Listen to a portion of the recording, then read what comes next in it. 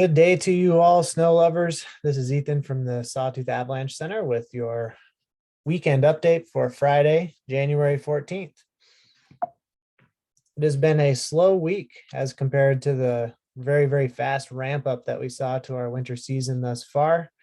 There's been only one reported slab avalanche since the last storm ended last Friday on January 7th.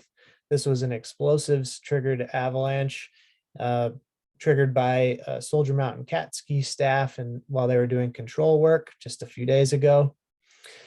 Since then, we've had warming temperatures in the last few days that's released some wet, loose avalanches on very steep slopes that directly face the sun, particularly rocky slopes, which is often the point where these wet, loose avalanches initiate. No measurable precipitation has been recorded in the last 7 days, so it's been dry out there. As you might expect, with that lack of new snowfall and relatively calm weather, the avalanche danger has decreased steadily during the week. And some whole zones, including the Wood River Valley today and Banner Summit yesterday, have flipped over to low danger, and more elevation bands and zones are expected to change over to low danger in the coming days. One outlier or one zone that we're particularly hesitant to do that with is the Galena Summit and Eastern Mountain Zone. So taking a closer look at that zone, we still have a persistent slab avalanche problem in this zone that is still particularly concerning. And why is this? First off, we have a proven weak layer. There's weak faceted snow buried near the ground in this zone on a lot of shaded middle and upper elevation slopes. We've had 3 major storms this year so far, and after each of them, we've had pretty considerable natural avalanche activity on those layers.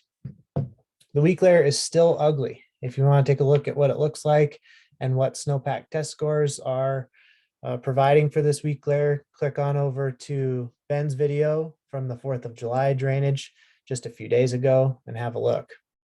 The weak layers are well distributed because there's a lot of high elevation terrain in this zone. It still harbors quite a bit of this old snow, whereas it is melted off in lower lying areas and sunnier areas, particularly in the southern mountains. And more trigger points exist. There has been a fair amount of snow in the Galena Summit and Eastern Mountain Zone, but not as much in some of the neighboring zones, like looking across at, say, Baker Creek area over into the Western Smokies on up through the Sawtooth and Banner, which have had much more snow.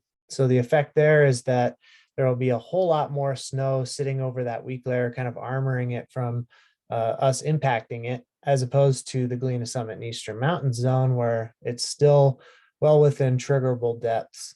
And we have to be a little bit more concerned and careful about where we ride in that zone. This large natural avalanche occurred at the tail end of the last storm, sometime around the 6th or the 7th of January, and it exemplifies the type of terrain and avalanche, potential avalanche that we're concerned about. We're still very much avoiding, as a staff, any sort of steep, rocky, alpine terrain where there might be variable snowpack depths, and your ability to trigger an avalanche on this layer is enhanced. A ski professional yesterday in the Hyman Creek drainage made a similar decision to avoid terrain where this weak layer exists. When they found it in one of their snow pits, it gave poor snowpack test scores. And they said, why risk it when there's other places to be? And that's kind of the same mentality that SAC staff and a lot of professionals still have when talking about this weak layer, particularly in the Galena Summit and Eastern Mountain zones. Looking ahead at the weather, what you're seeing here is an animation of a weather model that shows the relative location of the jet stream way up in the atmosphere. The red and pink and yellow and green colors are enhanced wind speed. So you can see that we've got the jet stream coming right at us from west to east here, and then it kind of bows up over into British Columbia and then comes down. And the effect of that, this high pressure ridge that's building off the coast of Oregon and California, is to kind of deflect any meaningful precipitation and weather to our north allow a bit of warming temperatures and inversions to set up in our area. And really, it's just going to kind of be mild weather, with the exception of a potential little shortwave trough that might clip us on Tuesday or Wednesday to bring a little bit of snow.